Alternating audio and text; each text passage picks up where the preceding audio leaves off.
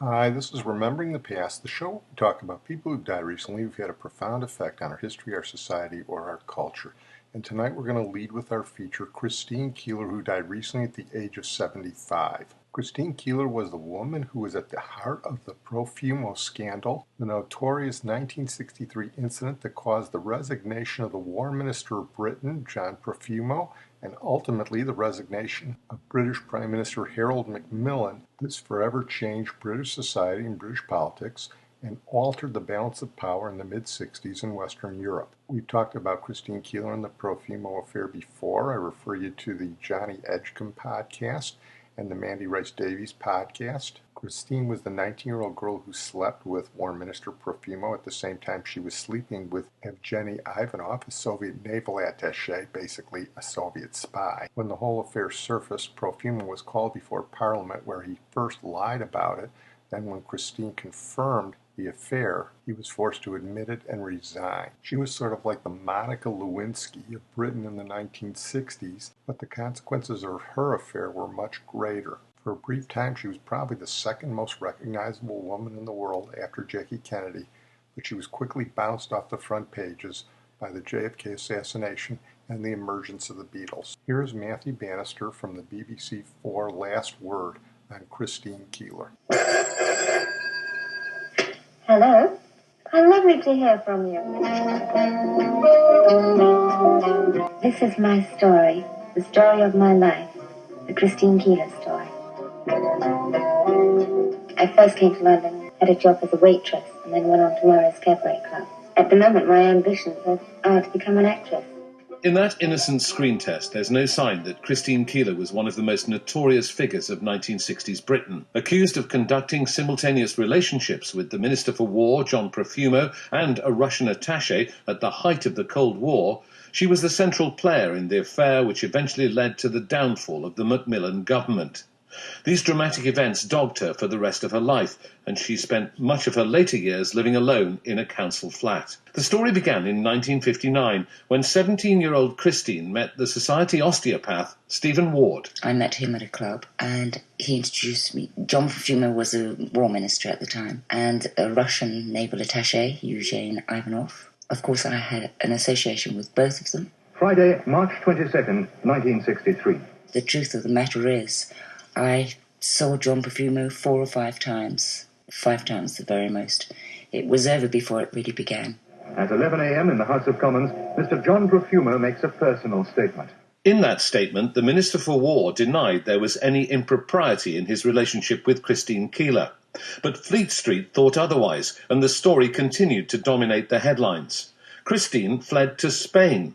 The satirical TV show That Was the Week That Was carried this impersonation of her.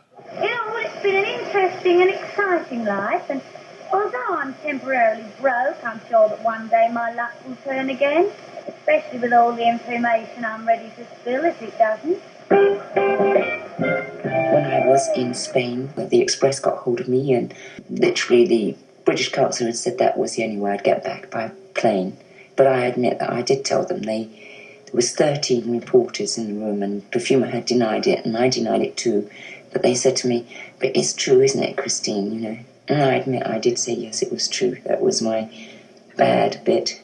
So John Profumo had to go back to the Commons, admit he'd lied to the House, and resign. Christine was found guilty of perjury. The fame she had courted came her way, but for all the wrong reasons.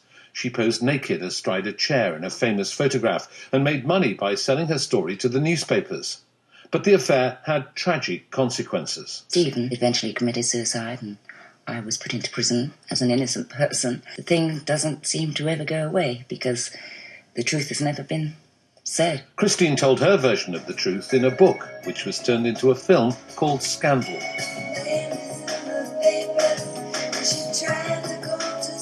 I wish that at that time I had been older, so that I would have been able to have answered or spoke up for myself and Stephen. But I was only a young girl.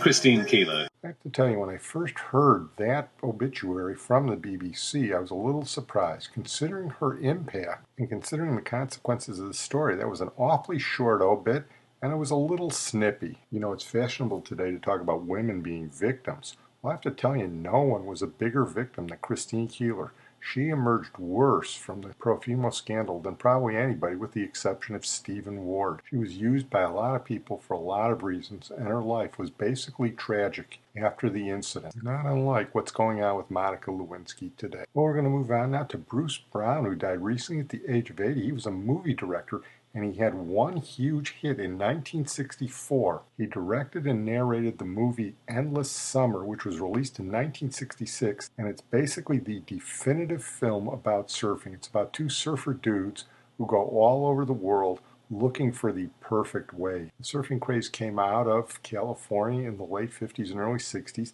It had sort of stalled by 1966, but Endless Summer increased it exponentially.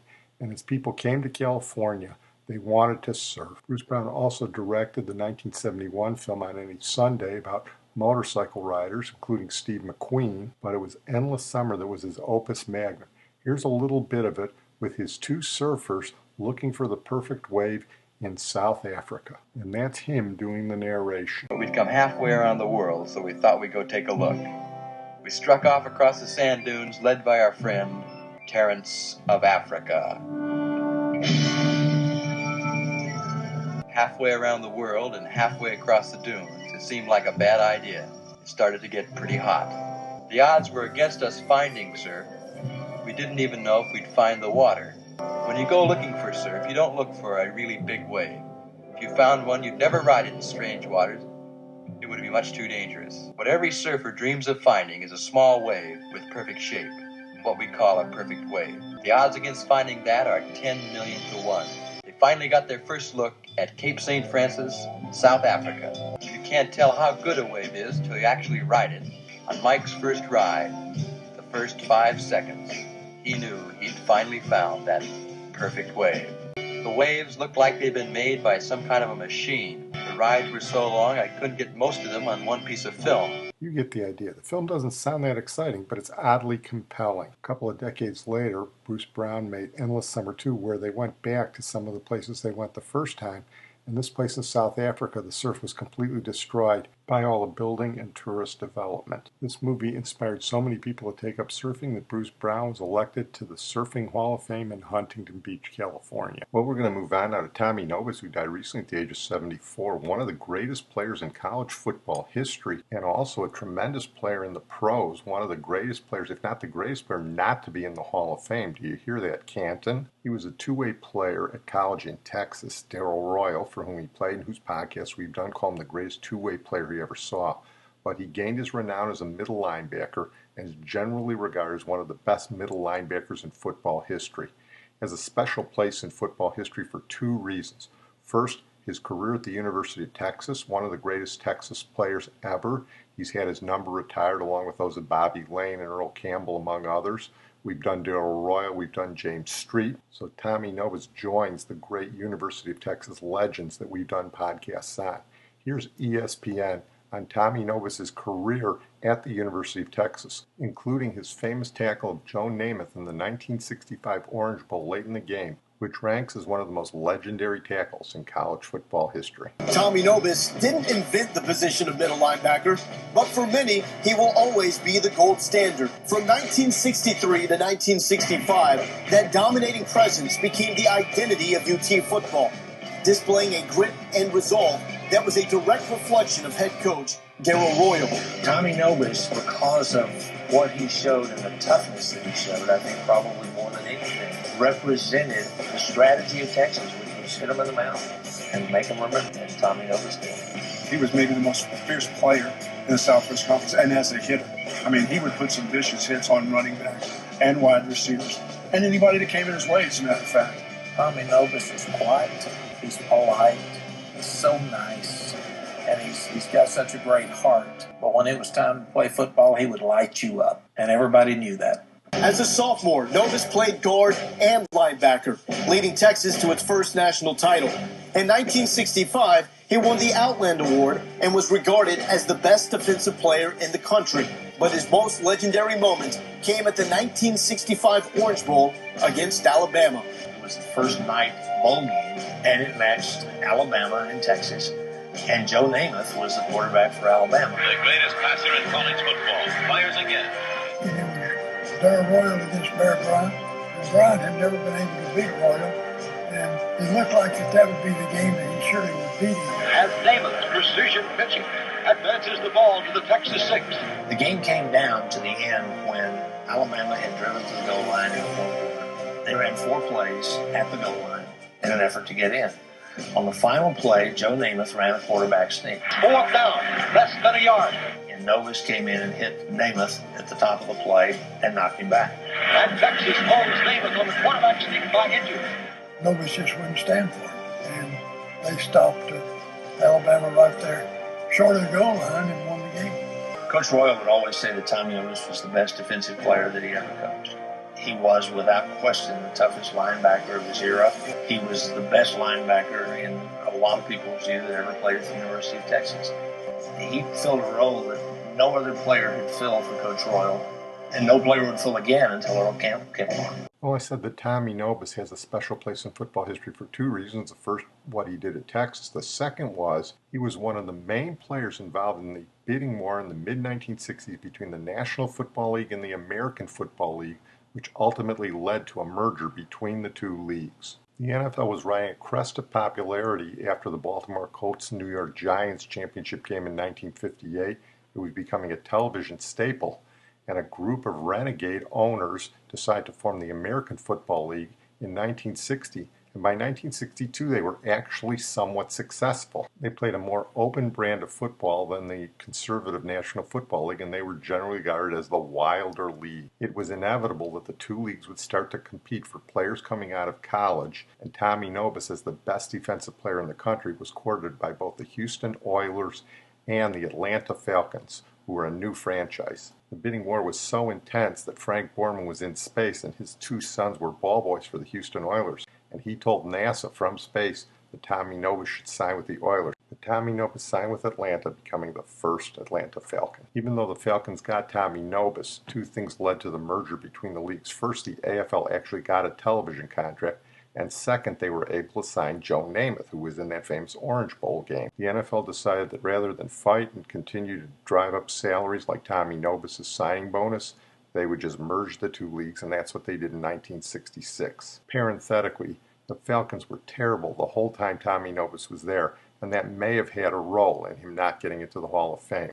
Had he signed with the Oilers, he'd still have played in the NFL, and he just might be in the Hall of Fame today. Well, I'm going to close on that note. I want to thank my producer and IT genius, Sid Tepps. We're going to close with brief mentions of 2 legendary high school coaches in the state of Illinois.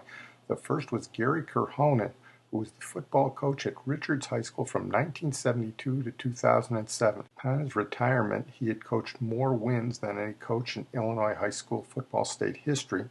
That record's since been eclipsed, but in his 35-year career, he won 306 games and 2 state titles. Like any good high school coach, he was active in the community and a role model for students and parents alike. The other high school coaching legend was Joe Newton, who died recently at the age of 88. He was the cross-country and track and field coach at York High School. He taught and coached at York from 1956 until his retirement in 2016. He became the school's cross-country coach in 1960, and 2 years later, York won its first state title. In the 6 decades he coached, the Long Green Line won 28 state cross-country titles. He also coached York to a state title in track in 2000, his final season coaching the track team. His 2004 cross-country team was the inaugural winner of the Nike Team Nationals. Like Coach Korhonen, he was a mainstay in the community and influenced thousands of lives. So to honor Coach Newton and Coach Korhonen, we're going to close with the Beach Boys in Brian Wilson's 1963 tribute to his high school, Hawthorne High, the classic Be True to Your School. When some loud bragger tries to put me down and says this school is great, I tell him right away, now what's the matter, buddy? Ain't you heard of my school? It's #1 in the state. So